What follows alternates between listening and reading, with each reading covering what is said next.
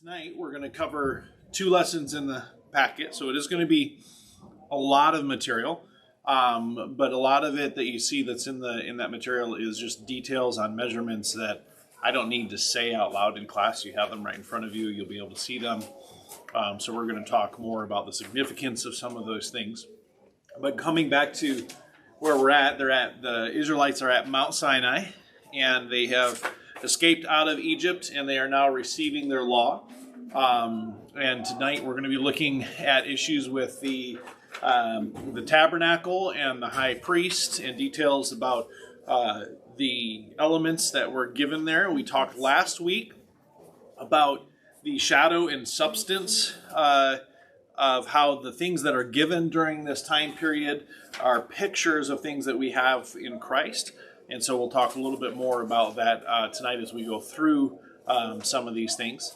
And then just revealing more about God's holiness and such. And then we're going to look at the holidays and the concept of clean and unclean as well tonight. So we're going to get through as much of this as we can. And then we get back to a little bit more of the historical record starting next week. So the tabernacle was basically a tent that was created to be able to be set up and then torn down, carried with them, and set up again somewhere else. And there were different elements to it. It was not, I think, as big as we might think, or it might be bigger than you think, depending on how you originally pictured it as a kid. But you have a lot more gold in it than I know when I was a kid imagining it. I didn't see a lot of it as being covered in gold. But this is actually a pretty good representation where the beams and such would have been covered in gold.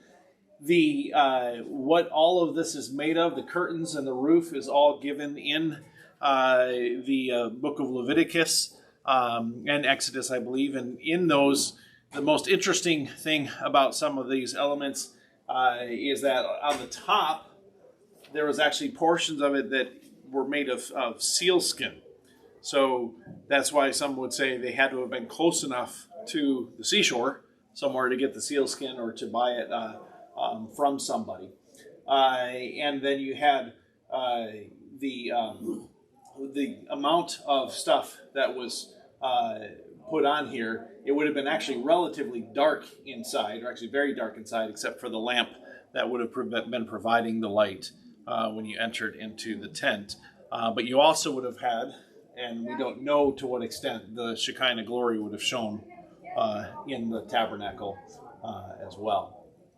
This is an actual to scale, not necessarily the altar and the bronze sea, but the tabernacle, the elements, except for maybe the golden lampstand, because we don't know exactly how big that was. But the dimensions given by the table of showbread, the altar of incense, the Ark of the Covenant, the size of the tabernacle to its larger surrounding, that's all to scale here. And you can see that as you entered in, there was a large court, but this isn't a large court where all of Israel can fit into it. It's a realm of the priests, and the priests entering in for the most part. When you would enter into the tabernacle, the tabernacle would always be set up facing the east. The main entrance would be here where the east was. And then as you entered, the very first thing you would encounter is the altar. And then after you would encounter the altar, you would have the bronze sea that was there. That was used for the various ceremonial washings that the priests had to do. There were times they had to wash, their hands and their feet. There were times that they had to wash the sacrifices that were there. When you get to Solomon's temple, this bronze sea is massive. It's actually set upon 12 oxen. Bronze oxen is just this huge bronze sea that is there, holding the water, and some have portrayed it, and likely it was the case that you actually had almost like faucets on it there to be able to wash things. But this one had to be portable and be able to be carried with the tabernacle. So when you would enter in, why do you guys think you might get to where the first thing you encounter as you are approaching the presence of God? And this is what this is. This is a picture to them of, here's my presence. and you have to come through these steps to approach my presence. So why would the altar be the very first thing that you would encounter as you came in?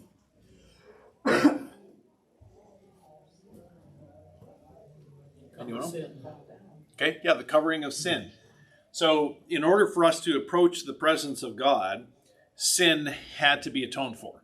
You couldn't come in and just, oh, we're one of his children. He just loves us, and he's going to give us a hug as we walk in. It's like, no, you come in, the very first thing you encounter, here's the altar, sacrifices for atonement to be done before you could come in. You could not enter into the tabernacle without having first done various offerings and then put the blood of those offerings. The priest had to put some blood on their ear, on their thumb, and on their big toe and walk in and do the various offerings that they had. So there are things that had to be done to show. And some of that picture, the blood on the ear and the thumb stuff, is just saying covering over the sins that you've done in your life. So then after you go past the bronze altar, you have the bronze sea, which some might see corresponding with baptism and such, but it was a place of washing before you would enter into the tabernacle.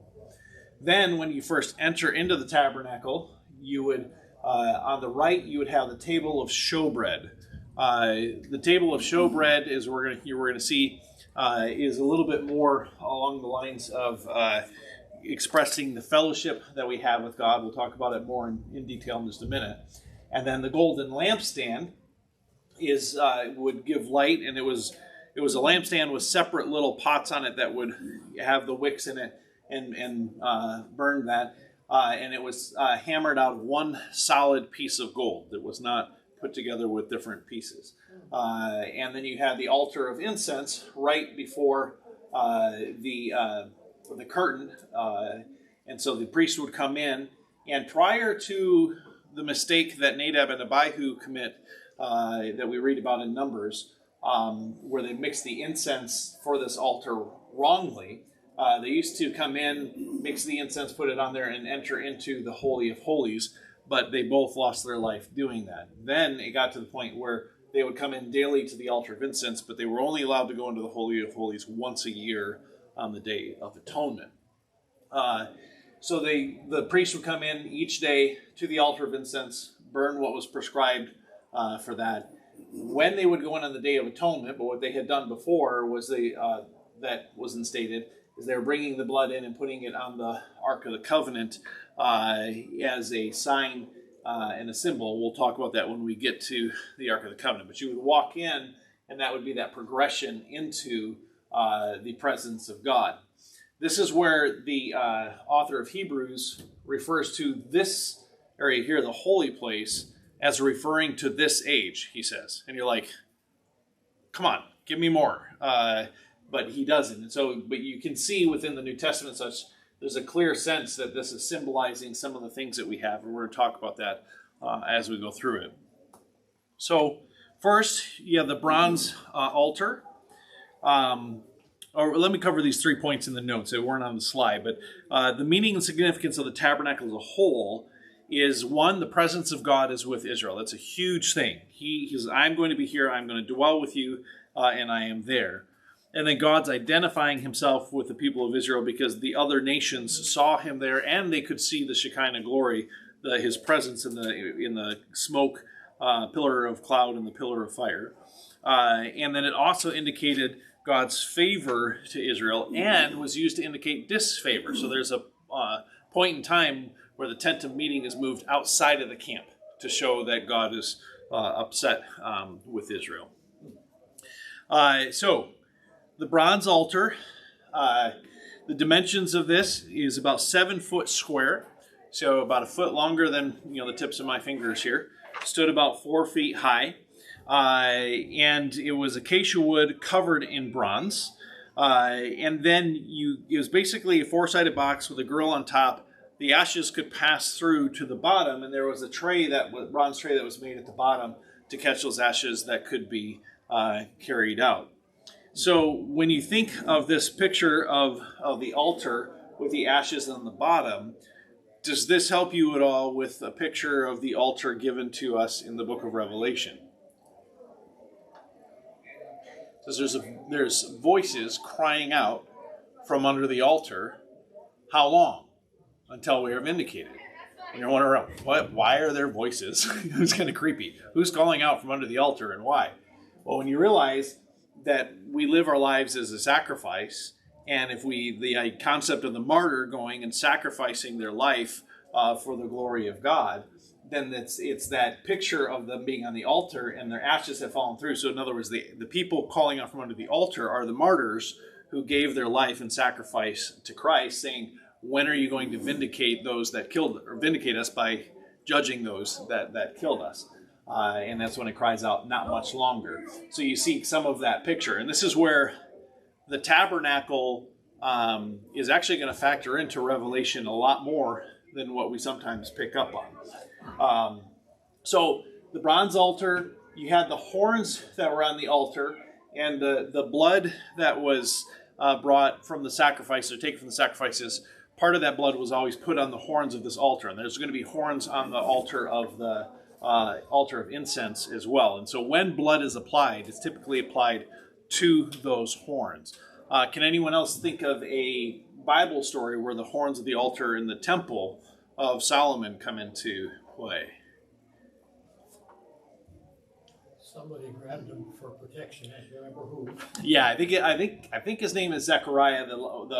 He's considered, like, when Jesus says all the blood of the prophets from Abel to Zechariah, who was killed at the horns of the altar. But the horns of the altar would be where you would go and you would cling to that, and it was a plea for mercy. Joab did this as well in pleading for mercy from David, he was pleading for mercy from Solomon. David did not tackle him, but Solomon obeyed what David had told him, and he did not extend mercy at that time. Zechariah clung to the horns of the altar, and he was not extended mercy either. But that's when you hear the horns of the altar, that is what that is talking about. Then you have the bronze sea. The bronze sea was said to be in two pieces. There would be the main bowl part and the stand upon which it sat. Don't know, this is just my own little rendering of it. I don't know that it would have been this solid. That would have been hard to carry, but the dimensions of the bronze sea are hard to figure out exactly what shape it was in. The bronze sea, again, you would have gone and washed some of the sacrifices at. Oh, one other thing real quick about the altar. Some of the offerings were just burnt offerings, and so you would just take the entire thing and you would gut it, but other than that, you would throw the whole thing on the altar, and that was just a full-on burnt offering. One of everything? Yep, one of everything, and then that's the lesson. So, so you kind of got the offering, put the whole thing in, burn it all. Other offerings that were brought, only a portion of the animal was ever put onto the altar. And the rest of the animal was taken and used by the priests as food. And then different offerings are called a wave offering. So as you're reading in the Old Testament and you read about a wave offering, that doesn't mean they all went. It means that they took the item that was being offered and they just waved it over the altar, and that was it. But it was still had to be waved over the altar. Or sometimes there would be a portion put on and the rest of it waved over the altar.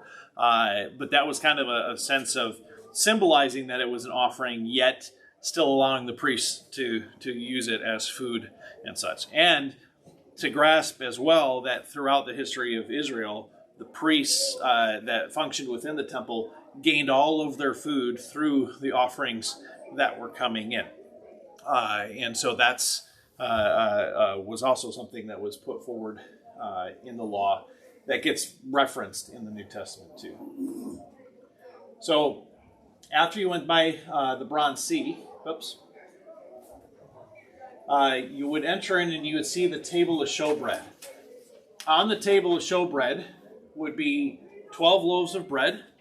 And anyone have an idea why there's 12 loaves of bread? 12 tribes of Israel. And then you would have wine poured into cups that was there on the table, and then you had a stand that would have had incense as well that was burning and adding to the fragrance from that table. That table of showbread was meant and intended to demonstrate God's fellowship with us, that they would eat with God and God ate with them. And that was that sense. So even in that time, if you were going to meet, you were going to eat, kind of thing. So fellowship always has involved eating. It's just important to emphasize that, since I'm. So this bread is the bread that a certain person later on in the Old Testament eats, who technically shouldn't have been able to, but David, or some Paul gave it away, but Jesus references later on. So David, when he is fleeing from Goliath, he has his men, and they have no food, no way to be fed, and so he goes to the priest. He recovers Goliath's sword from the priest, which he had taken and was kept at the tabernacle, and then he takes from the bread and goes. Now, the interesting thing about this is that David is taking from the table of showbread, but to the best of our knowledge, the tabernacle is not existing at that point. So the tabernacle, we'll talk about it more when we get to this point, but when Eli and his sons took the ark into battle, the Philistines didn't just capture the ark, they came all the way to Shiloh and captured Shiloh, which was where the tabernacle was. And then you also don't have, after that point, a reference to the tabernacle prior to the building of Solomon's temple. And in addition to that, God says in Jeremiah, if you think I won't destroy my temple, go to Shiloh and see what I did there, implying that he destroyed the tabernacle. And so there's the possibility that when David was doing this, they were continuing with some of the articles of the tabernacle, but the tabernacle itself was not functioning as normal. But David took of that showbread, and Jesus references that in his ministry. This too was built of acacia wood with gold overlaid, and it would have been very heavy to carry, but it also was something that was very beautiful. I mean, this doesn't even do it justice.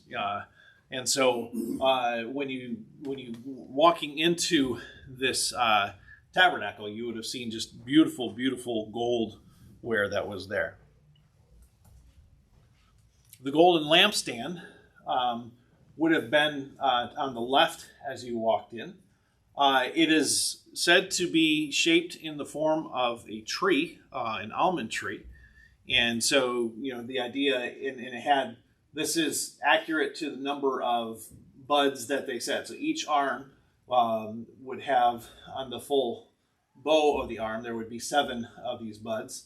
And then they would go up to each of these lamps that were, filled with oil and would have to be replenished and then lit again. And then it had a large stand that was gold there. Now, we don't really know for sure how it looked other than those descriptions. We don't know if it was nice and even or if it actually was made to look more like a tree, a real tree. And some people then say that, or feel that it also was representing kind of the tree of life and such. When we get to the New Testament times, we do have a really good idea of what this looked like at the time of Jesus. Because, anyone know where we have a picture of it? An actual picture of it, in a sense. Titus, who was the emperor, he was the general that destroyed Jerusalem and the temple, and then became emperor shortly after that. He had a victory arch made, and in that victory arch, they carved a picture of the soldiers carrying the golden lampstand. And so we have from that an actual image of what that golden lampstand looked like. And so the base of this is somewhat based on what we see in that picture. This would have been fairly tall, but probably like about yay high. The 7 lamps had to be large enough to give light throughout the tabernacle as far as we know. I don't know if there were any other lights available. Anyone know in Revelation where this article of the tabernacle comes into play?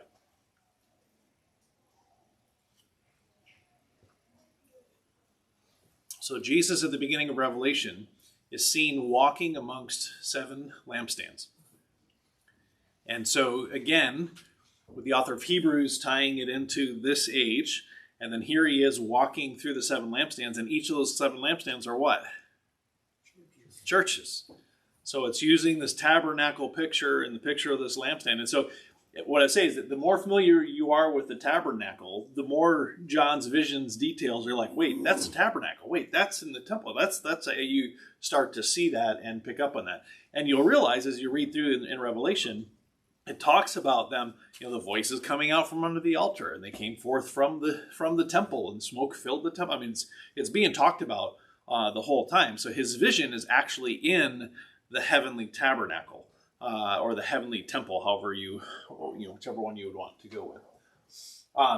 This is one article I would have loved to have seen because the way it seems to be described, it seems to be very beautifully wrought with the design and the gold. It would have been wonderful to see. The altar of incense, you have the heights there, the height of it there in your notes. It would have been basically about yay tall. It's not that big. I'm a tall Dutchman too, so if back then they might have been shorter. But this again, you have the horns of the altar that were there, and then you would have a top where the incense would have been put on. There was a specific mixture of incense that you would put onto that, and what happened with Nadab and Abihu is that they took that mixture of incense and they weren't careful and they mixed it incorrectly. Now, it seems to be that they mixed it incorrectly due to alcohol, which we'll cover next week. But it's that carelessness that resulted in them being put to death.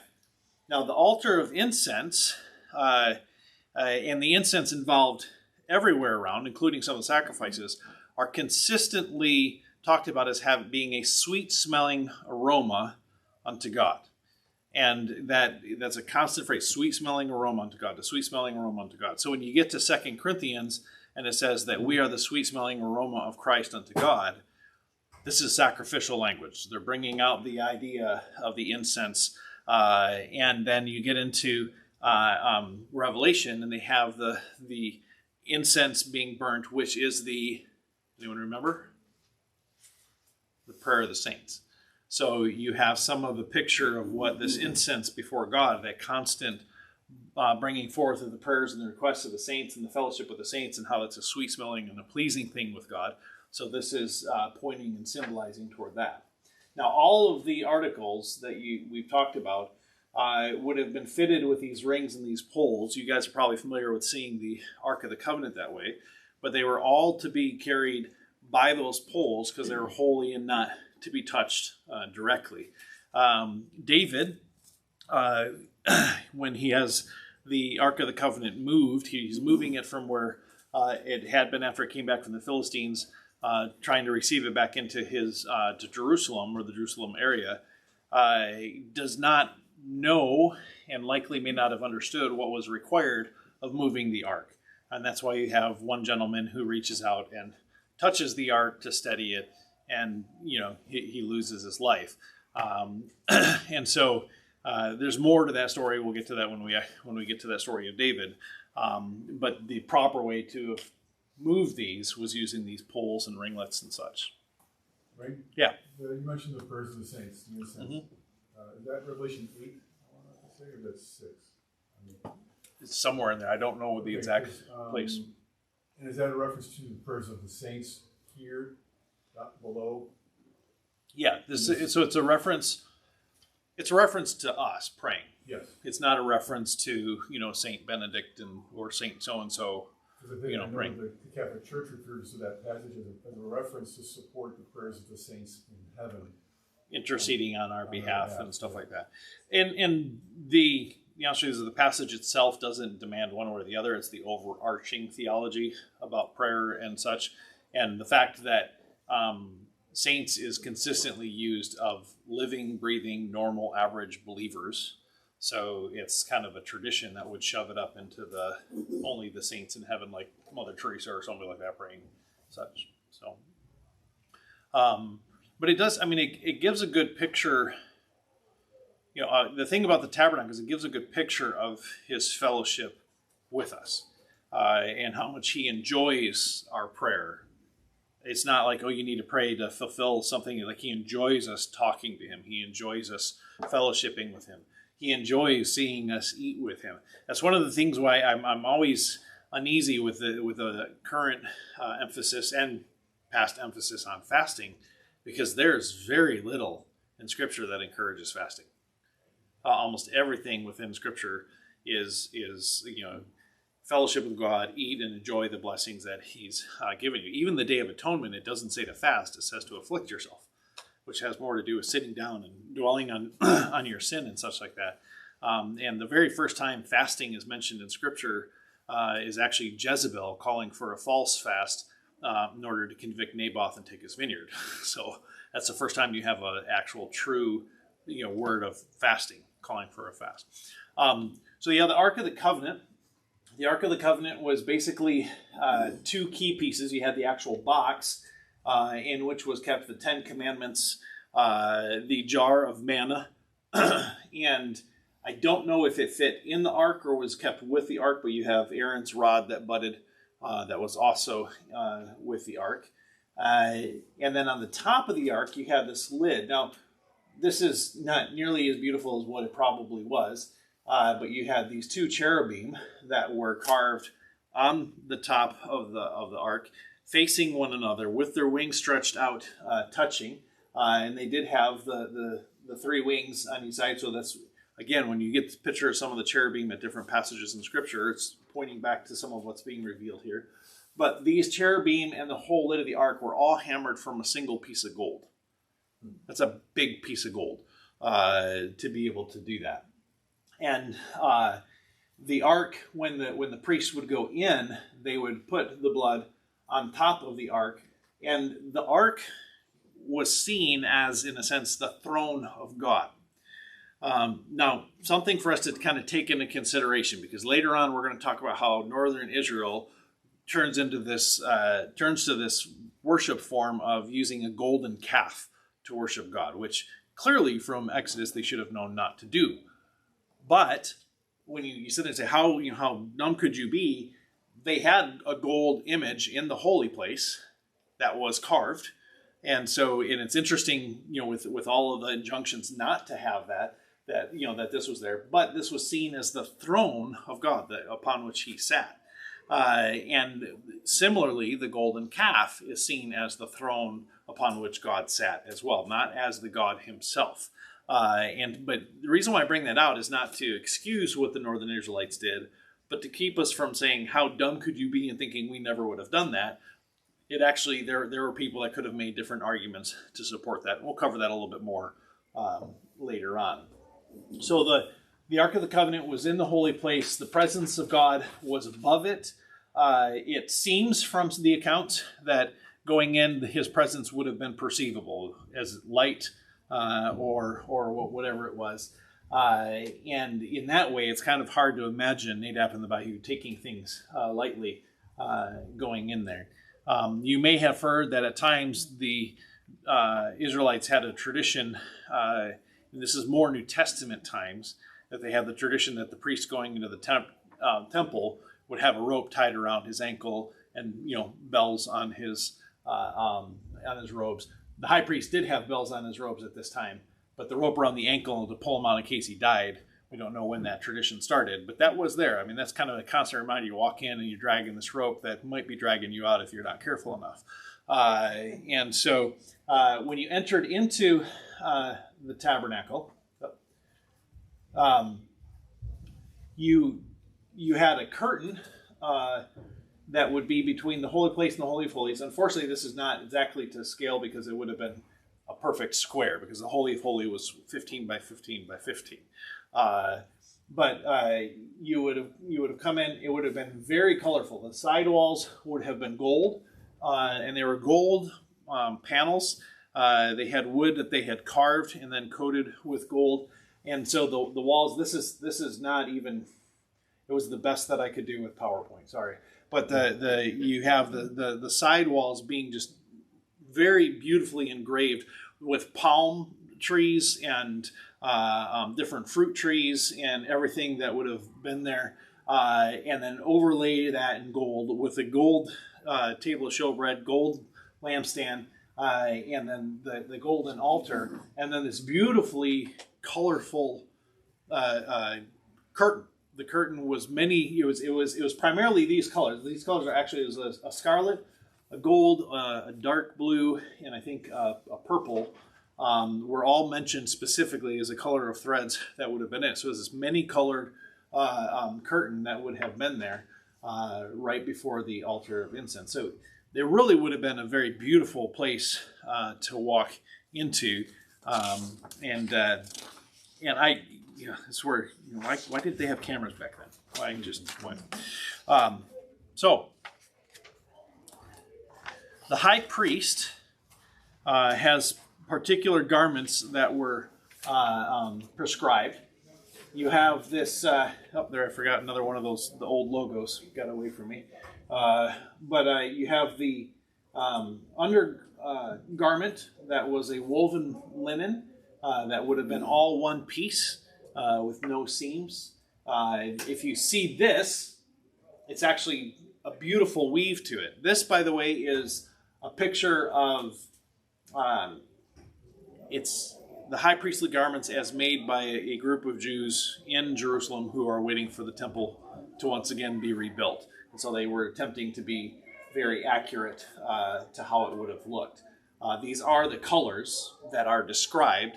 Whether it was more beautiful or more intricately woven at the time, we don't know. You have the undergarment. You have the like a robe on the outside that would have gone, and these were supposed to look like pomegranates with bells. And so as they walked, there would have been the bells ringing, and these little red, blue, and purple and gold pomegranates. This piece here would have been the ephod. I have the arrows because they would have put the blood on the ear, the right hand, and the right toe, as we're talking about. These are the maybe like representation of the tassels, which we don't know if they would have done that with a high priestly garment. This portion that you see that was braided is what is called the ephod. And so you'll go through the Old Testament and the ephod will be mentioned a few different times. One, obviously, with the high priest and such. There's also another character who makes for himself an ephod to kind of, take on this role. Anyone know what Bible character made an ephod for himself? Saul? Nope. Gideon. So we always know the story of Gideon and how he, defeated everybody with jars and lamps and stuff, but we don't read, the other, what's Paul Harvey? The rest of the story. So we don't read the rest of the story, which is he kind of went to his head and he decided he would make an ephod for himself. Now you say, well, what does it matter to have an ephod for yourself? Well, inside this pocket that you see, this square with the jewels on it, was what I referenced this last week in the sermon, the Urim and the Thummim. Okay? Now, what the Urim and the Thummim was likely two identical stones that would have been, imagine two marbles being exactly the same size. So when you reached in, you couldn't feel the difference between one or the other. But one might have been white or one black or different. So you knew that one was a yes and one was a no. And when somebody needed to discern the will of the Lord, they would go in and they would ask the priest, and the priest would go, yes. Now, can anyone think of a time in Scripture where someone is inquiring from a priest and it's probably this that is being used to answer?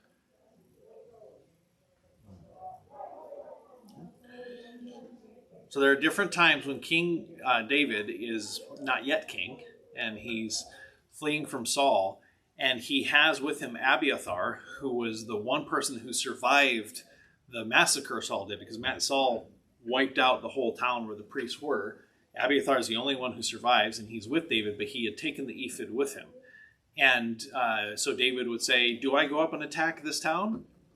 Yes, go up and attack this town. And you can tell a couple of times in the interactions, he's asking yes or no questions, and the priest is giving him a yes or no answer. So the likelihood is they're using the ephod to determine, what they should do.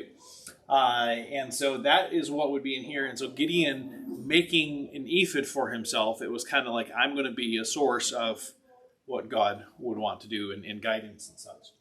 Now, on the front of this pocket that held the Urim and the Thummim were 12 gemstones. This is where you have the gemstone chart here, and I'm going to show it on the next slide. These gemstones had the name of each of the 12 tribes on them, and it was over the priest's heart, indicating the care and the concern that the high priest had carrying them before God. In these gemstones, you see ruby, topaz, emerald, turquoise, and you're going to have different lists of 12 gemstones in Scripture.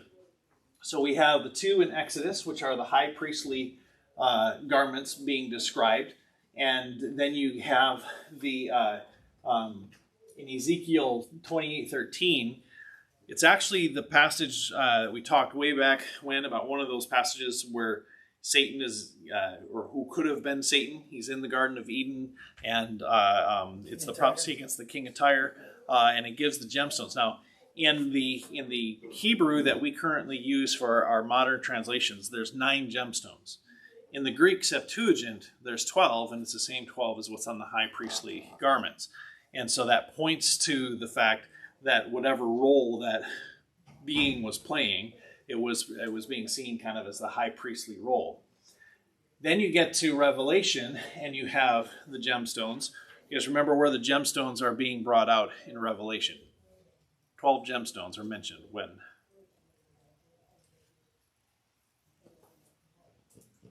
Foundations of the city of Jerusalem. So each foundation layer is made of a different gemstone. What I want you guys to realize is that it's all the same gemstones. So all the lists of gemstones, 12 gemstones in Scripture, they're the same. Now you look and say, well, in the Greek, there's different words that are being used. Well, that's because here, for instance, you have turquoise, which this is anthrax, and this is chrysoprase, but this is turquoise and chrysoprase. You can tell they're actually the same stone. It's just, how do you describe it? They're the same looking, because they're saying, I look and the stone looked like this, and they're just using a different stone that had the same appearance. So this here, diamond and jasper have the same appearance. And then the other ones as you go through, Ligurian and Huacanthas, they both have the same orange appearance.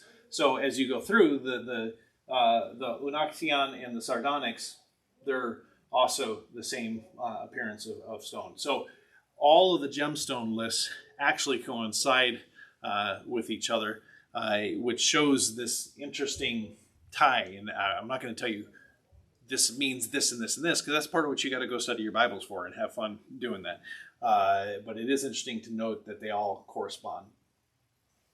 So then, getting on to the, let's see here, I'm going to forward this because I think this will come with the next lesson here. So, all right. So we're moving on to lesson 13.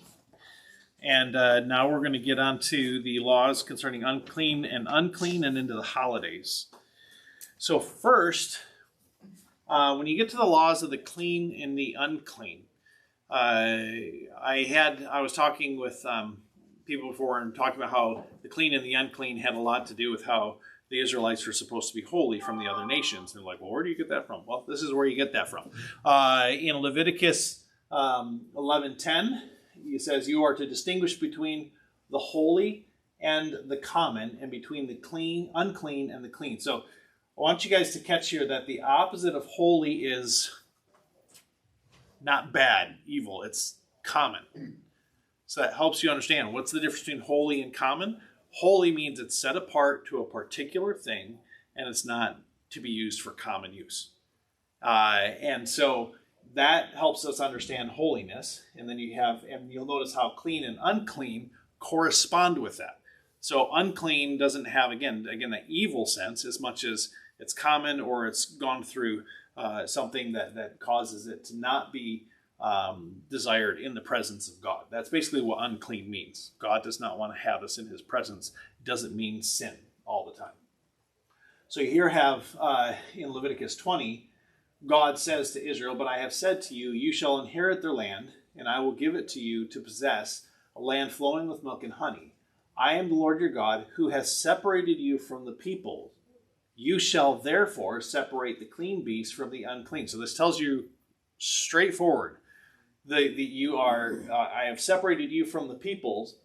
Because I have separated you from the peoples, you shall therefore distinguish between the clean and the unclean, and the unclean bird from the clean. And you shall not make yourselves detestable by beast or by bird or by anything with which the ground crawls, which I have set apart for you to hold unclean.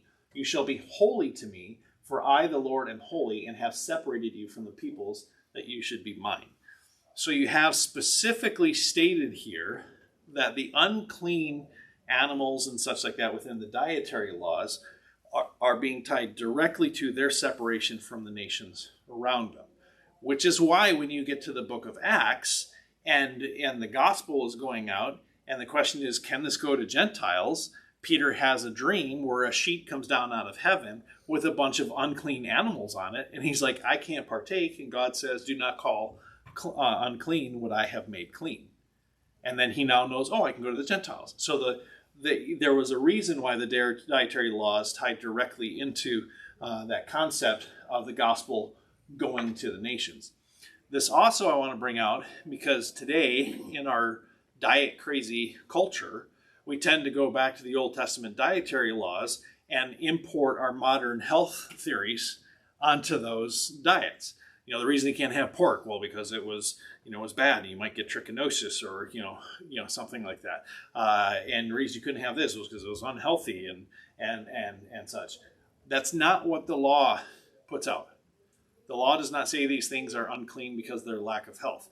And in fact, many of those meats can be prepared correctly and you're totally fine and they're safe. And I mean, we all have bacon, most of us do at least, and we're totally fine with it. And so it's not, we tend to go where Scripture doesn't go. Scripture says here these things are unclean to set an example of holiness and separation, not give you a diet to work on your New Year's resolution. So what were these clean, unclean? This is where you have a chart, just so that I don't have to necessarily read through all of it. But you'll notice that with the creatures of the land, what made it clean was that parts of the hoof, it was cloven-footed, and it chews the cud. Now, people have theorized, chewing the cud, did this and did that. But what really seems to be more the case is that this is just God's electing that these are unclean. If it does this, because some of these things, the hare, the rabbit, people ended up eating rabbit, and yes, there's possible disease with rabbits. There's possible disease with a lot of things, but it's just why? Well, it doesn't part the hoof, and it's not cloven footed, or it doesn't chew the cud, and that's the reasons given to us. When it comes to creatures of the sea, if it has fins and scales, you can eat it. If it doesn't have fins and scales, don't eat it.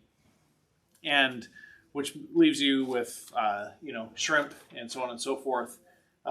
What some would say is that is because those creatures feed on the dead on the bottom. They're bottom feeders, and they would do that, which could be part of it because a major thing that God makes plain is death makes you unclean if you just touch it. So that would make sense. But you also have some of the other creatures with the fins that will feed on dead stuff as well. Trust me, I had fish in my fish tank and they didn't mind eating the rest of the dead fish. So I don't know for sure if that is why. Creatures of the air, not clear qualifications on what made one clean, but the ones that are given as not being clean tend to be things that would be carnivorous or would be carrion birds that would eat dead as well. And so that might factor into it. You get to the winged insects, and we all just think they're all unclean. I don't know who wants to eat the grasshopper, even though it does have a jointed legs and is hopping. It's like, no thanks, I'll keep it unclean myself. But you have the jointed legs, the hopping, they are clean. So this is why John the Baptist, for instance, can eat locust, and he's not becoming unclean by eating locust. Now, when it says no jointed legs or goes on all fours, now this phrase going on all fours can be really confusing because we all know that insects have how many legs?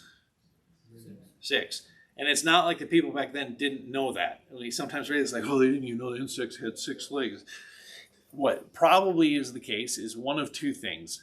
Either they consider the front set of legs to be arms, and if you ever watch insects, you will see that they use their front set of legs much like that, and they have 4 legs instead. Or the going on all fours is just a colloquialism for crawling. So it's one of those two that is there. They weren't ignorant of the fact that insects had more than 4 legs.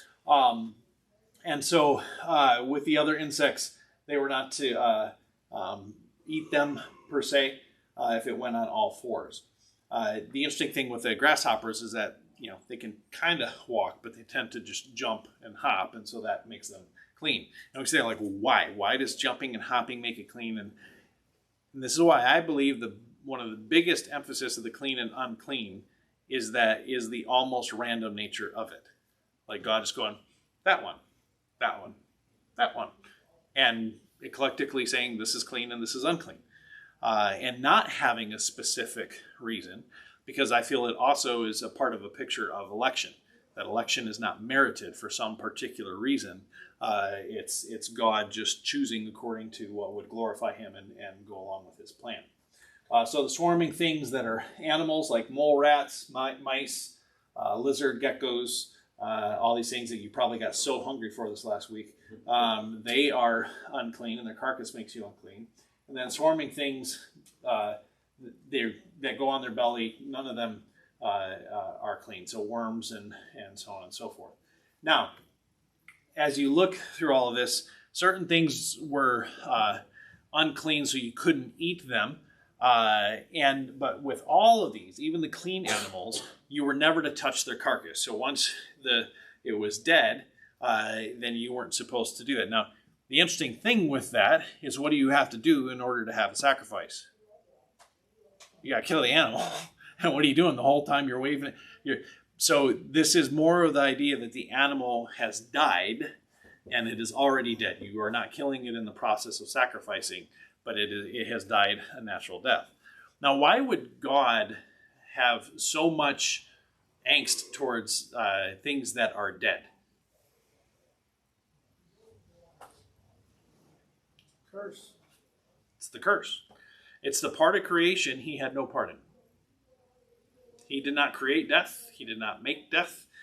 He did not, he gave life. Death is what we brought. And it's important to see that not only death, but other aspects of the fall and the curse are things that make you unclean and prevent you from getting into the presence of God. Now, what happens today is often these things get misconstrued so that when we read them with a modern sensibility, it seems like God is cruel because he doesn't want these people to come into his presence. But he does not keep them from fellowshipping with him. It does not keep them from worshiping him as God, or him blessing them, or him being there with them. It's saying, you can't come into the tabernacle to be in my presence because you have this part that is unholy. Now, some of that then gets fulfilled later in the prophets, where some of those people that would fall into that category, God says, you're fine now, I'm bringing you back in because I'm restoring all things. And it becomes a picture of the restoration of creation. And that's where we have to understand that these clean and unclean laws are creating a picture in the story God is trying to tell. And sometimes we shouldn't take them so personally or or aimed at a particular person to be cruel. So this comes out when you think of the ways to be clean. 1, sin always makes you unclean. So if you have sin, you cannot approach the presence of God without going through the sacrifices to be forgiven and have that atoned for. But some of the non-sinful ways to become unclean: childbirth. So Mary has to go do a sacrifice after giving birth to Jesus. She was unclean after giving birth to Jesus. So she wasn't sinning when she gave birth to Jesus. So why is this unclean? Because childbirth involves part of the curse, which is you shall have pain in childbirth. And so going through that curse with the pain of the childbirth, it's God is there, he knows, and that childbirth was affected, and so the childbirth makes you unclean, and so there's a sacrifice. The other thing that's important with the childbirth one here is that there's a difference between giving birth to a son and giving birth to a daughter. So you give birth to a son, and your time period that you're unclean is shorter than if you give birth to a daughter, which sounds really sexist. Why is God saying that if you give birth to a daughter, you're unclean longer? Anyone want to venture a guess at that? Preferably not a man?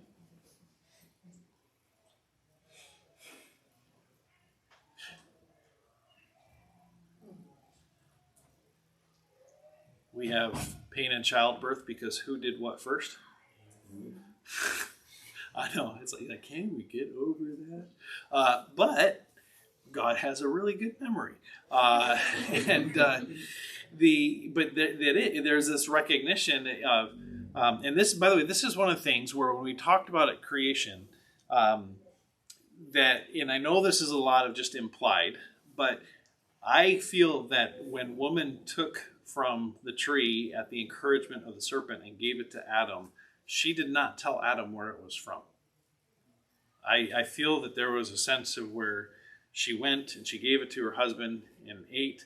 Adam's response sounds like that. Look, she gave me this fruit and I ate it, and here I am. Now, this isn't to be sexist one or the other, but you can imagine if that is the case, Adam is still responsible for what happened. It still had the effect that it had, but the woman's role then is a little bit more severe, and God would say, as a remembrance of that, here are the differences with the clean and the unclean.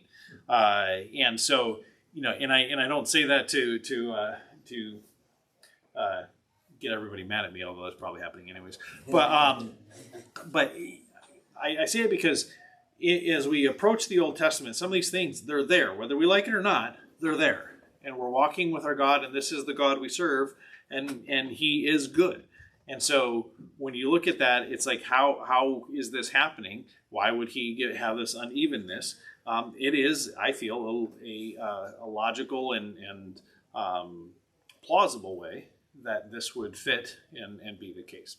I do Yes. want to ask, because I always, when I read that, it says she gave it to Adam who's with her, as if he was there the whole time and didn't say anything, didn't try to stop her, knew what was going on. But the thing of that is the general idea that it could be Adam who was with her in the garden, Adam who was with her next. I mean, there's a real, it's open for interpretation in that sense, and you don't have the serpent speaking to the man and the woman. You don't have Adam responding in any way, and so there are a lot of, they're all arguments from absence, which is really weak. But I feel that it's very plausible. The language definitely allows for it. And then the consequences, I feel, equally bear that out. So leprous skin would also cause you to be unclean. Now, something to understand about leprosy that's mentioned in the Bible, it's often equated to Hansen's disease today. So the modern idea of leprosy, where you have a damaged nerves, disease that attacks your nerves, you can't feel anything anymore, so you start damaging your extremities. You don't realize it, they get infected, gangrenous, and fall off, and so that's why they have the joke, did you hear about the Leper Hockey League? They had a face-off in the corner, just kidding. So you, so insensitive, I know. But the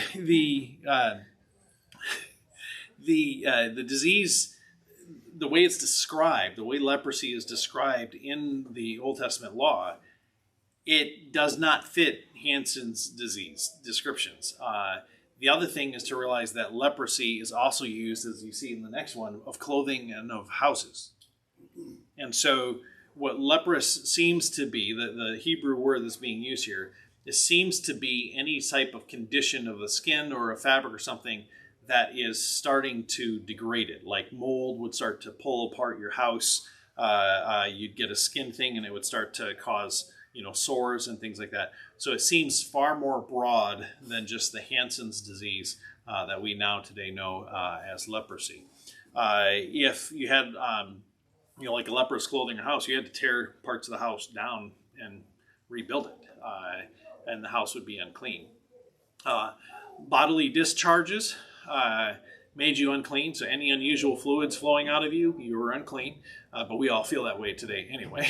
The emissions of semen and menstrual discharge, these make you unclean. And again, it's like how some of these things, how can this make you unclean? It's not sinful. These things can't be sinful because you can't stop them. But again, they have to do with the process of birth and how that's been messed up from what God originally intended it to be.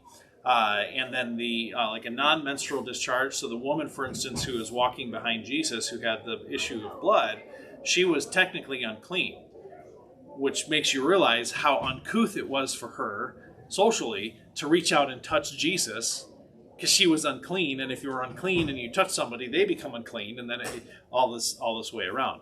But interestingly, when people touch Jesus, he doesn't become unclean; they become clean, and she ends up being healed. Eating an animal that died naturally or was killed by another animal. This becomes a little bit significant in the story of Samson. Anybody recall what happens in the story of Samson? It's where he gets his riddle from. There's a lion that's dead, and bees form a hive inside the lion carcass and has the honey. For him to take of that, he became unclean, and he had a Nazirite vow. And you see, God didn't, slam him immediately, but you saw a carelessness already on his part that he wasn't really following it. But it also shows that in the Judges period, all these clean and unclean laws probably weren't being followed that strictly, because you see things like that happening. And then if you touched the dead in any way, you became unclean. If you were walking and stepped on a bone, you'd become unclean. If you were cleaning out a bowl and there was a dead bug in there, the bowl would be unclean. If it was a clay bowl, you had to smash it and get a new bowl. If it was a bronze bowl, you had to wash it in a certain way. And so dead, bad. Okay, this is just a thing to think about.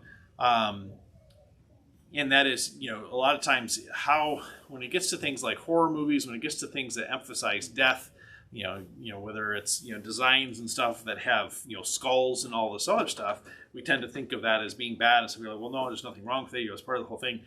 But it's a question I want to float out there, not with an answer. Sometimes the best thing I can say is, sometimes I want you guys asking the same questions, regardless of whether you come up with the same answers. Like that, sometimes, and this is one of those. I don't really care where you come up with the answer. It's just we never even ask the question. We just kind of go, oh, well, it's cool now. It doesn't matter, and God doesn't care. But if God hates death that much, would he rejoice in us wearing stuff with dead things all over it?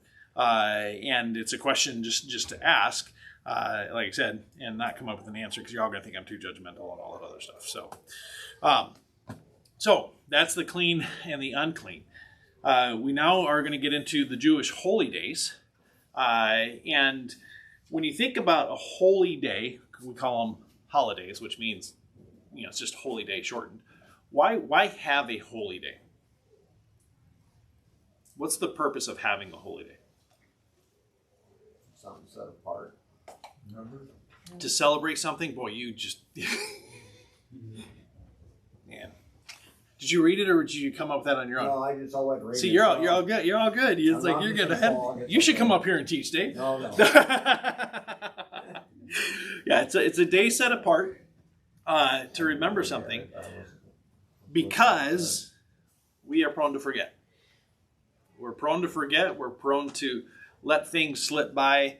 To history.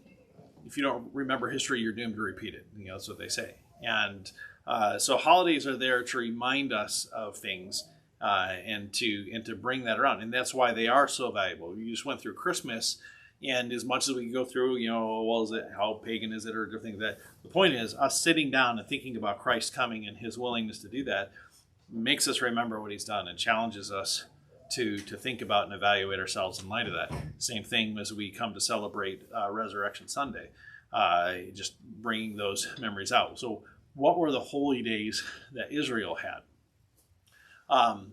Before I get to what they are, let's cover these. They were a consistent reminder to the Israelites of how God made them a nation first, because it's going to be the birth of their nation, and how he set them free from slavery. To also the fact, the different holidays talk about their, like the Feast of Tabernacles is to emphasize that they were once sojourners and such like that. So it's reminding them of this process of becoming a nation. Also would help bring national unity, because all the Israelite men were to be present in Jerusalem for the three major feasts. One of the interesting things when I was teaching through the book of Leviticus and we were talking about some of the feasts is it was brought out by somebody that Passover was a family holiday. And it was kind of interesting because Passover was a national holiday and all the men had to be in Jerusalem, and it was often that the rest of the family didn't come and everyone's supposed to be at the temple and celebrating. Even Jesus, when he celebrates the Passover, he's doing it in Jerusalem. And so it wasn't something done in the home as just a family holiday. This was a holiday where men were required to go to Jerusalem and to celebrate it as a nation. So the real goal here wasn't to build up the family unit. The real goal here was to strengthen the unity of the whole nation in the worship of God.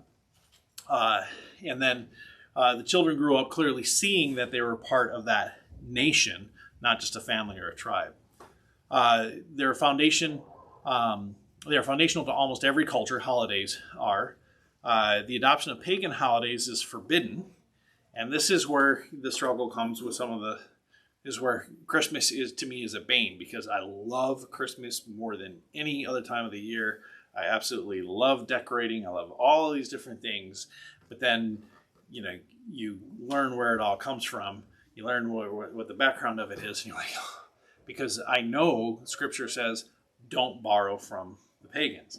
And yet the church, though it was almost 2,000 years ago, did just that in creating Christmas. You're like, but then being the pastor that cancels Christmas does not make you very well liked and such. So it's always this torn back and forth. That would make a good holiday special, though. Yeah, very good holiday special. Something about a donkey and but it is hard for me to actually look back and it helps me with the decisions of other holidays where clearly we're not going to adopt it. And the thing with Halloween, some people are like, we don't want to celebrate Halloween because it's satanic. It's like, it has nothing to do with it being satanic to me. Okay. Halloween, it bothers me. One, it's the holiday of another nation and of a different culture, but it also is the very day in which you are celebrating death, the dead, and it's the Day of the Dead and everything. And that's where it came from, out of the pagan roots, because of the time of the year that it is, and so on and so forth. Church appropriated that to be All Saints Day, so you're remembering the dead saints instead of other things. But it's still something that God would have never had a holiday to celebrate death. He just wouldn't have done it. And so it's easier, for me to do that. But I don't take the approach, it's satanic. It's just looking through these things. Yeah. I don't know how many of you know, but the Postal Service came out with a stamp last fall for the Day of the Dead. Oh, yeah. Because of the cultural. Yep. And it is. I mean, it's a very big, it's a very big holiday in that sense. More so that than satanic. I mean, the satanic part is kind of more of an American thing than the rest of the world.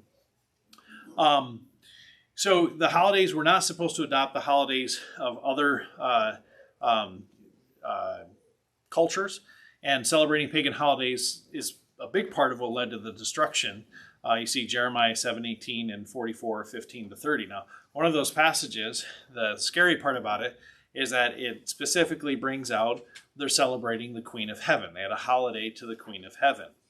In this holiday to the Queen of Heaven, the way that Jeremiah describes it and the way God is upset, he's like, he's like, here's this holiday, the Queen of Heaven, and it's a great family affair. You send the kids out, and they go all gather this. Meanwhile, the wife is at home making the raisin cakes, and the husband's doing this, and they're describing what seems like a really neat family holiday, and yet God's going, don't like it. I don't like that because you've adopted this, and so on and so forth. So that, a warning to us that just like, oh, but it's a great family time. We have to be careful that isn't the only thing that brings us into being okay with it. And realize what we celebrate does communicate to our kids what we believe and what we choose to remember. And then holidays are a key way to influence future generations because at each holiday, it's kind of like, why are we doing this? And then there's that answer to it. And it's a responsibility of the parent generation to accurately explain why those holidays are being observed. So the holidays that you had in the Israelite culture are these here: the Passover Feast of Unleavened Bread. The Passover and the Feast of Unleavened Bread, they are tied together. Feast of Weeks, otherwise known as Pentecost or Feast of Harvest. Feast of Trumpets, Rosh Hashanah. This is basically the civic New Year for Israel. Religious New Year is Passover. Civic New Year is Rosh Hashanah. Day of Atonement, which we know as Yom Kippur. Feast of Tabernacle or Feast of Booths, which I really hope that we start picking this up as the church. And then Feast of Dedication or Festival of Lights, and then the Feast of Purim. These two we'll talk about in just a little bit. And then the new moon celebrations that they had. So let's go through these a little bit more in detail, but you have a chart there for quick reference when you're doing study later. So in order for us to understand holidays, first we want to say, what was a normal day? So normal day in Israel, no rest was required. There would be a morning and an evening burnt offering of a year-old unblemished lamb, 2 quarts of fine flour mixed with 1 quart of crushed olive oil, and then 1 quart of wine or beer that would all be poured out on the altar. On Sabbath days, it was a weekly day of rest, so you were to cease from what you were doing, cease from your own work and labors and money earning and such, and it became a day of learning and worshiping God. People will say, oh, where does this, gathering, once a week, and why do you got to be gathered as a church? You don't see that in the Old Testament. No, you do. A holy convocation means you gather together as a congregation. Convocation means called together. That's what it means. So when it says it's a holy convocation, it means this is when you're supposed to gather together for these things in a larger group. On this day, you had burnt offerings, 2-year-old lambs without blemish, 4 quarts of fine flour mixed with 1 quart of crushed olive oil, and then 1 quart of wine or beer would be poured out on the altar. Then you had the new moons, which would be about, obviously, once a month, but lunar month. This is brought out in Psalm. You'll see David is invited to celebrate the new moon with Saul, and that's where he's hesitant to go because he thinks he's going to be killed, and he just about is. So the new moons, you had the special offerings. You'd have the burnt offerings in addition to the daily offerings. So realize with all these offerings, you had the daily offering, and then you would have everything in addition to the daily offering for the Sabbath. And if the new moon happened on the Sabbath, you'd have the daily offering, the Sabbath offering, and the new moon offering. And you get the picture, as it would compile. There wasn't one nullified the other. And so on the new moon, you had 2 young bulls without blemish, 1 young ram without blemish, 7 male lambs, 1 year old without blemish, 6 quarts of flour and oil with each bull, 4 quarts of flour and oil with the ram, 2 quarts of flour and oil with each lamb. And then the drink offering, you have 2 quarts of wine with each bull, 1 1/3 quart wine with the ram, and 1 quart of wine with each lamb. Now, with some of these drink offerings, there would be a portion that was poured out, the rest of it that was consumed. Same thing with the other offerings. This is why they gathered together for the new moon, because it was a feast. You had all of the food that would have been there. So portions of these would have been waved over the altar, and then everybody would have partook. Now, when you brought an animal to the temple to be sacrificed and things like this, a portion went to the priest, a portion went on the altar, and a portion went to you. And so then you would consume the portion that was yours. And that's why on the new moon, people gathered together to feast together. You then have the Passover, the Feast of Unleavened Bread. So Passover was a particular day, and then it was followed by the days of the Feast of the Unleavened Bread, and that's why they sometimes can be interchangeable. So 7 days of eating only unleavened bread, bread without any yeast that hasn't risen, so like the matzah crackers and such. The Passover meal reminded the Israelites of their slavery and salvation. So you had the bitter herbs, which reminded them of the slavery, the unleavened bread, which was the hurried departure, and the lamb was the lamb whose blood was placed on the doorpost. And one of the things that you see with this is they realize their salvation and founding as a nation was not because of their own goodness, but it had to be an act of faith within sacrificial atonement. And so the first and the seventh day were a sacred assembly with no work. So you would have had the first day of the Passover, the seventh day of the Passover, that would have been celebrated that way. And so with this, on the day of the Passover, you celebrated the Passover meal that was like this. On the subsequent days, you had feasts. You were feasting there together and celebrating unto the Lord.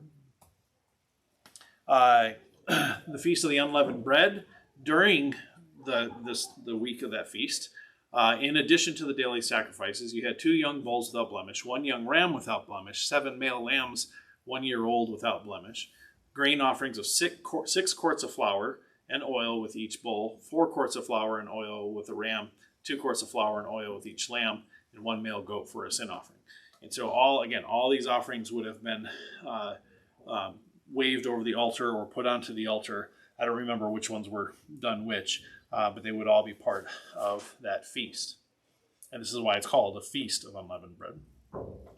So the Feast of Weeks. It's called the Feast of Weeks because you have Passover, and if you go 7 sevens, how many days is that? 49. So the immediate day following that is the 50th day, which is why it's called Pentecost. That's 50. And so the 50th day after the Passover, so it would be 7 weeks, and it's a week of weeks, which is why they also call it the Feast of Weeks. And it reminded the people that God was their provider. It was done at the time close to the harvest. It was a day of sacred assembly with no common working, and there was to be sacred assembly to present offerings of new grain or first fruits. And so this was the time when if you had planted grain, the very first grain that's coming up, you're gathering that and bringing it to the temple. And then no new grain was to be consumed until after this feast. So this is also sometimes understood as the Feast of First Fruits. So the burnt offerings on the Feast of Weeks, I'll just let you guys see this because it's going to get tedious if I keep reading all of these. But it's a lot of stuff to eat and a lot of wine and beer. And so as you go through and see that, you recognize the feast was definitely a big feast. Feast of Trumpets, which is the Rosh Hashanah, the New Year, kicked off a month of feasts and sacred assemblies because you had the Day of Atonement and then the Feast of Tabernacles. You think the teacher would turn off his own phone. And you would think it wasn't an elder calling him. But,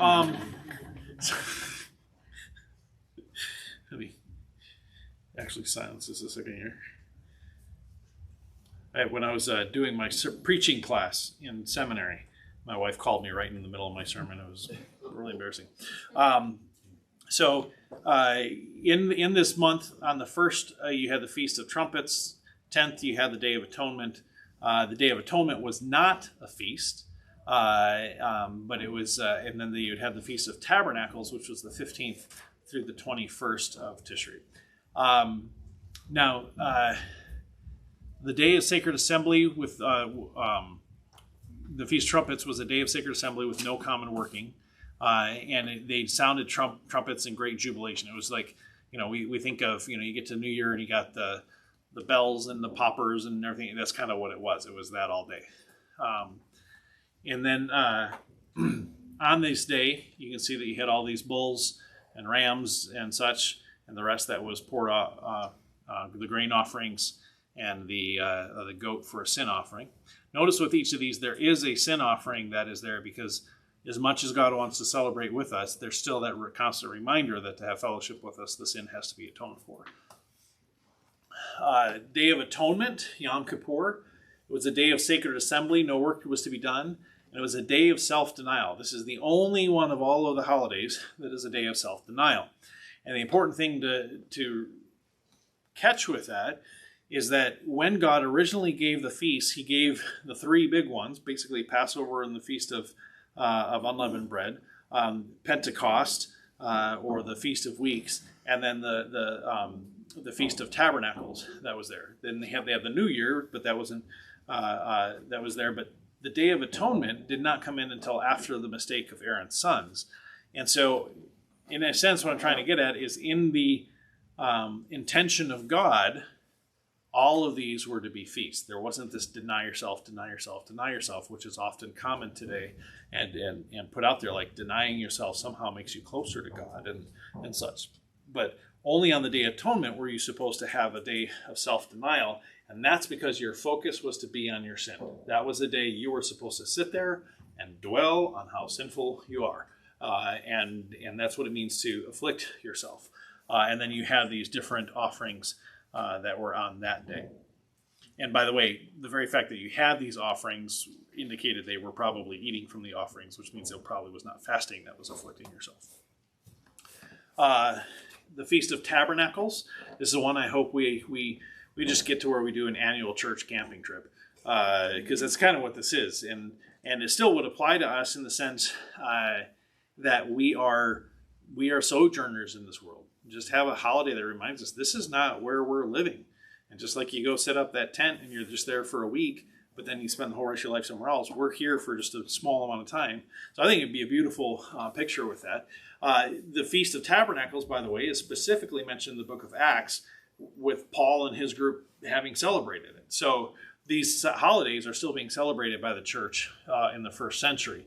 It's not until about the 3rd or 4th century that you start seeing the development of the other holidays. The Resurrection Sunday was celebrated earlier than that, but some of the others were not. So Feast of Tabernacles, you would build booths and camp out with your family. If you ever go to Israel during this time, you'll see in the houses they have all these lean-tos on the outside of their house, on their balconies, wherever they are. They just build up this booth, and the whole family sleeps outside. It's kind of cool. I think it'd be a lot of fun. And you can see there was a lot. So bulls on the 13th day, 13 on day 1, 12 on day 2, 11 on day 3, and so on until. So you can tell it's huge feast, going all the way down. Rams, year-old lambs, all the way on down. Lots of wine and beer, and then the sin offering, of course. And then you have the feast of the 8th day of the Feast of Tabernacles. It was a solemn assembly with no common work, and then you had all of these sacrifices and offerings and feasting as well. So those are the main holidays that were given in the law. There are later feasts that are added to this. So there's the Feast of Purim, which remembers the deliverance from Haman's plot in the story of Esther. The end of the book of Esther gives all of the direction for how to celebrate the Feast of Purim. So in that sense, it's a biblical holiday, but it's not in the law. It was not given in the law at Sinai. It is one that comes later. Feast of Purim. If you do get invited to go to a Feast of Purim with some Jews, do it. It's a lot of fun. Because they sit there and they have a lot of beer, and as soon as they say Haman, everyone has to drink a drink because of Haman and stuff. It gets really silly after a while. I think it's fun to watch. No, I'm just, forget it. Then you have the Feast of Dedication, which is Hanukkah. And with this you have the purification of the temple in 164 BC. And so you'll remember early in the Christmas season, I did a sermon and talked about how the Greek ruler Antiochus Epiphanes came into the temple and defiled it and were trying to force the Jews to no longer follow their religion. And then when they were able to cast him off and win battles, they went back in to dedicate the temple. but they were lacking the oil for the lamp that you see with the lampstand, and they weren't able to have enough, because that oil had to go through a specific purification rite in order to be able to be used. So they only had 1 day's of oil. They put it in, they lit it, and it went for 8 days. And so that is the Feast of Lights, or the Feast of Dedication, called such because of the rededicating of the temple at that time. And so with that, you have Hanukkah. Now, quick note on that, in the idea of the rededicating of the temple. Does anybody know what happened when they dedicated the tabernacle? That also happened when they dedicated the Temple of Solomon. Something that you typically identify with another story with this guy named Elijah.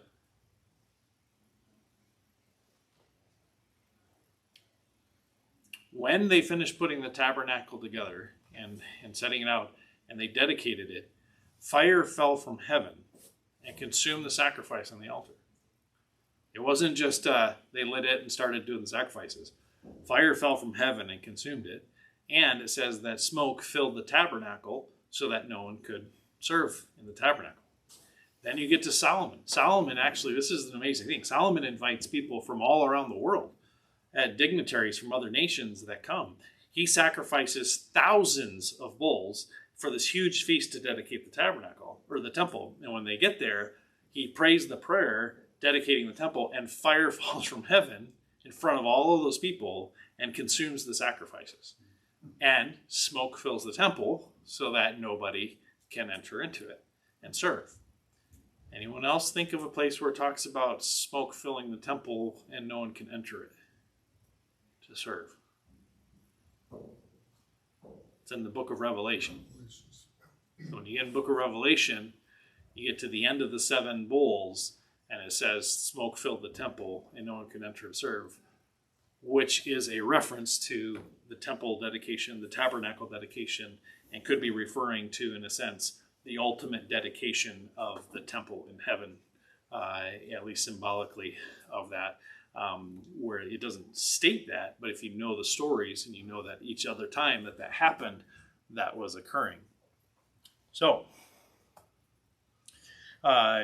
you also have here the Sabbath year. So every 7th year, the Jews were to give the land a rest. So if you were farming your land, you got to the 7th year, you didn't farm. You didn't do anything. You didn't plant something else. You didn't switch to soy. You didn't farm. And you lived off of what grew all on its own. And you were not allowed to sow your seed. You were not allowed to prune your vines or your trees. And you lived off what you harvested. And you just went around and picked whatever you found. Now, what God says in the law is that he would provide for them in the prior year in abundance, as well as during this time he would cause to grow what was necessary for them to eat. But think of the amount of faith it would take to not sow in your fields. And the thing is Israel didn't do this. Israel did not follow the Sabbath years. And what some people don't realize is that when they were taken captive to Babylon for 70 years, that number, 70 years, was exactly the number of Sabbath years that they did not follow and honor. And it was 70 years of rest for the land that they never gave. That's why it's a 70-year captivity to Babylon, because they never gave the Sabbath years. And so they did not do these. Now, the year of Jubilee was amazing in what it would call for, because on the 50th year, it was to be another year of Sabbath rest. Now, 50th year is right after what year?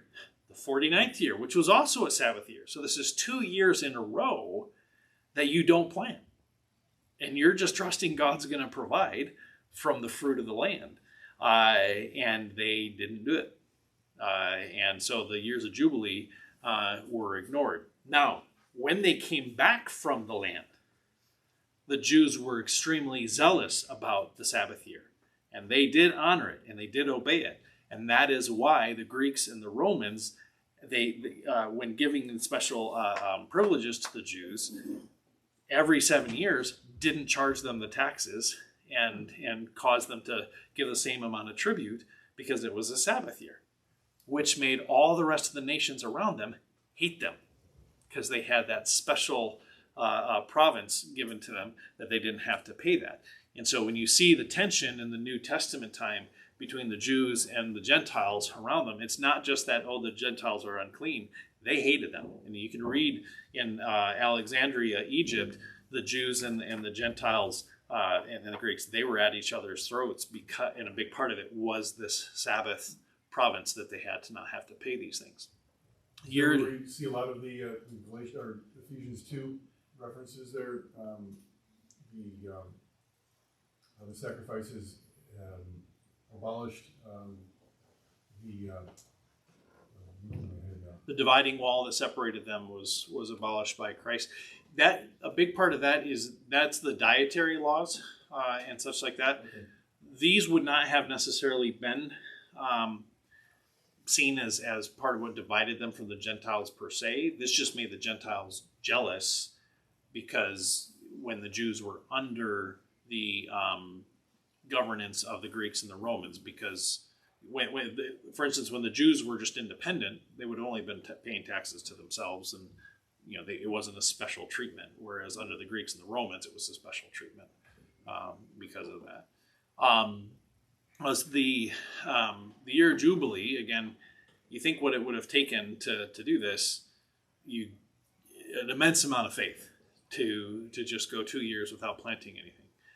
Another thing about the year of Jubilee that is significant is that any land that was sold went back to its original owner. So when the people came into the promised land, that land was allotted to the tribes and the families within that tribe. You could sell that land to your heart's content, but every 50 years, it went back to that tribe and that original owner. And so what this means is that within the economy of the Jews, when you would be approaching the year of Jubilee, there was a prorated cost for the land. In other words, you get less and less and less for that land. It is also true that if you were a Gentile, was it Gentile slave? If you were slave, you were set free on the year of Jubilee. And I think if you weren't supposed to enslave a fellow Hebrew, but there's a law that basically says that if you have a Hebrew servant on the Sabbath year, they were to be set free. And so these years were special years that were like God going, hey, clean slate, here we go, and I'm going to show you how much I provide.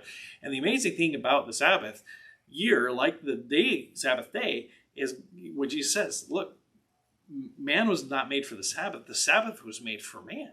It was made for us to be able to go, I get to sit back and enjoy God.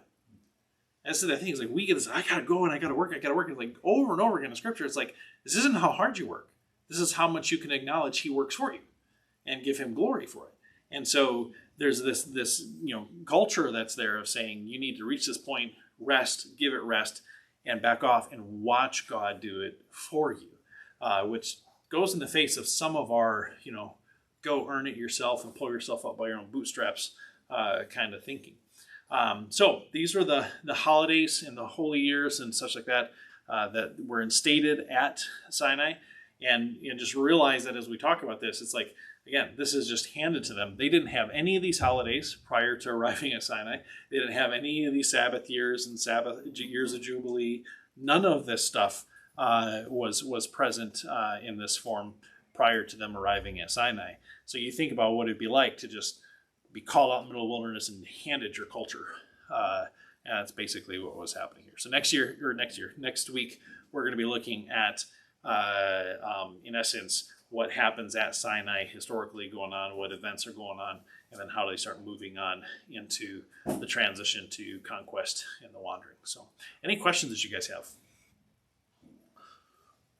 And it can be on this content or anything else that we talked about. What happened, like you mentioned Gideon? Mm-hmm. What was the sign, either on their breast or whatever, that would show you going to battle against this town at that time? It was the fact that what it had is it had a pocket. So on the back of that little breastplate, it had a pocket, and in that pocket were two stones. one indicating yes, one indicating no. I don't remember if it was that they're white or black, or if it even says how, but one's meant yes, one meant no. Interestingly, I mean, when you think about this concept of like just reaching in and drawing out, and where else do you see a similar concept happening in Scripture that seemed to be used by God, or at least affirmed? Fleece. But what were you thinking? Oh, in the New Testament when they choose a new disciple. Yeah, so when they're choosing the replacement for Judas, they just draw lots. And sometimes you're like, what? Where did they get that from? But when you look back in the Old Testament and you see this, Urim and Thummim concept, then you realize, well, how does that work? Well, God's sovereign. To that level? Uh-huh.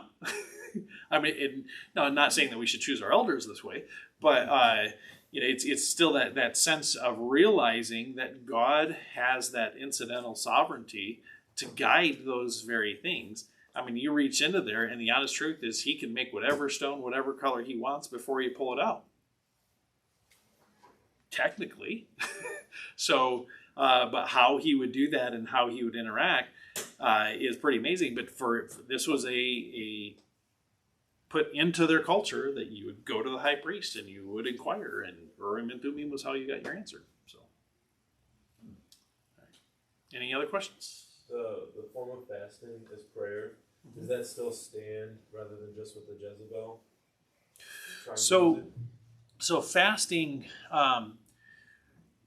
If you actually look through Scripture at the concept of fasting, what you'll find is fasting is almost always paired with mourning.